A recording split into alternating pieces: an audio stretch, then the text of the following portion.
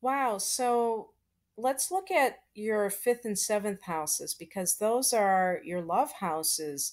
The fifth house is of romance, kind of the dating scene, and the seventh is of, partnerships. And you have some pretty interesting energy in each one, and this is long range energy.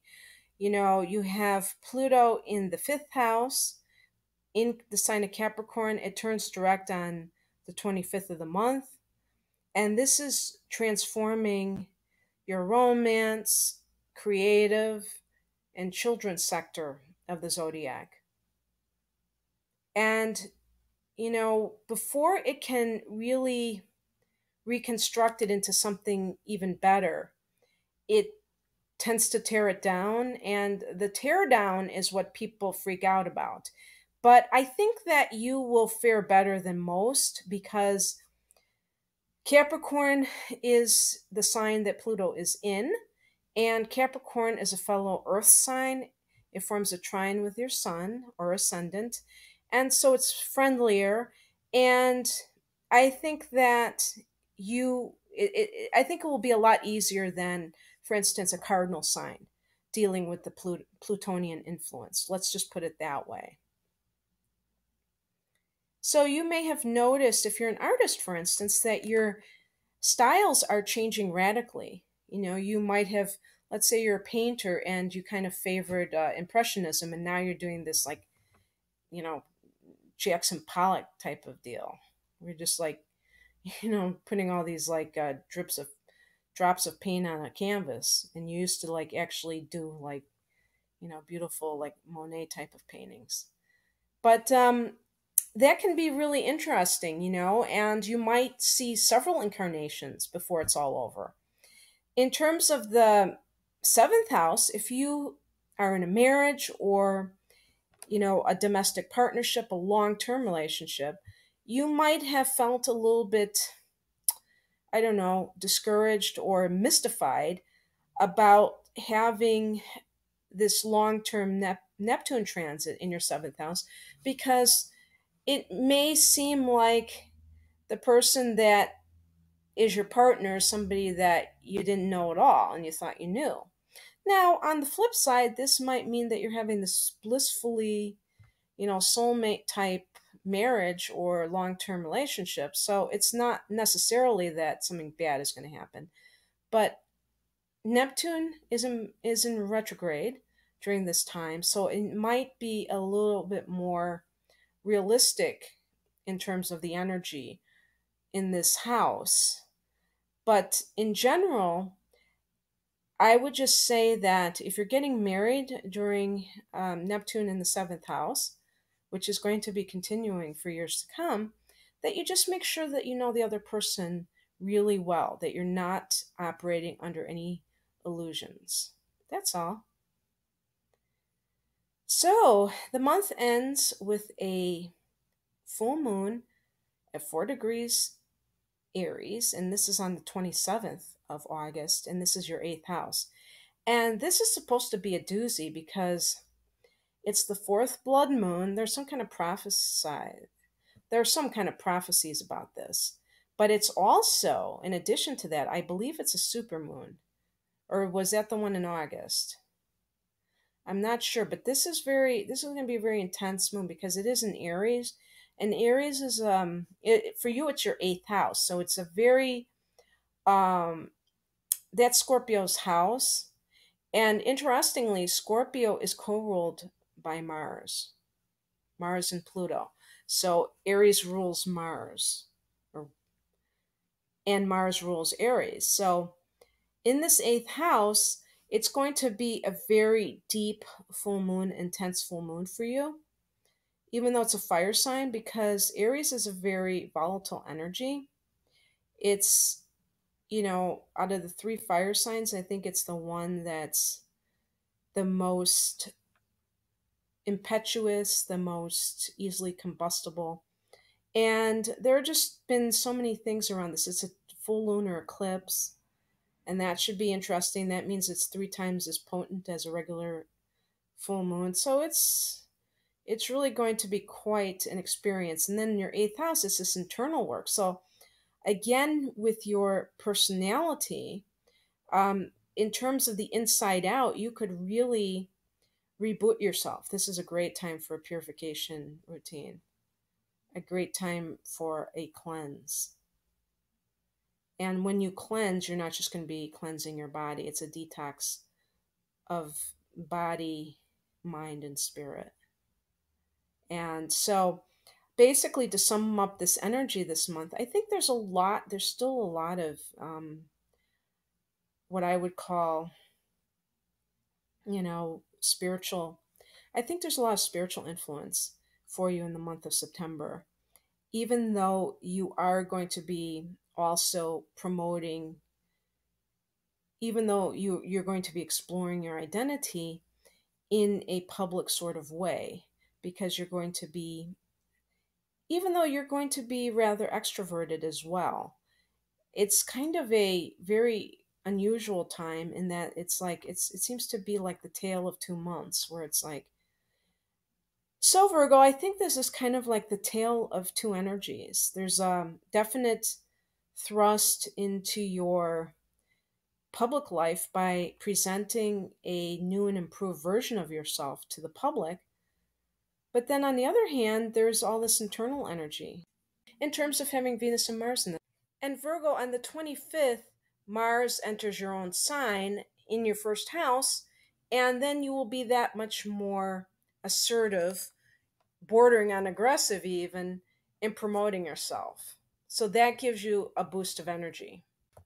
So, Virgo, I picked an overall card for the energy of September, and that card was the Queen of Cups.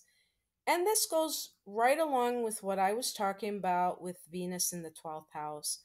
I think that the Queen of Cups is a very psychic person, and I think this is you being psychic and caring. Cups relates to water signs in astrology, so Cancer, Scorpio, and Pisces. But I think that for you, it's just that you're going to be like this energy in the month of September. You're going to be intuitive, you're going to be concerned with other people. And I don't see it as any surprise that I got, for the first half of the month, I got two cards, the Strength card and the Seven of Pentacles. Now, the Strength card suggests to me that you might be the rock for other people around you. And this might connect to that Queen of Cups. You might have to have people confide in you. And I bet you that they do anyway, because you're a very sensible person.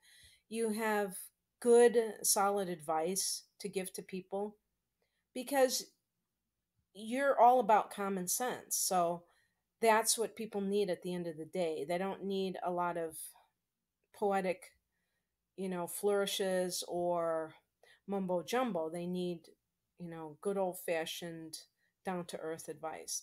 And also, it might be of an emotional nature.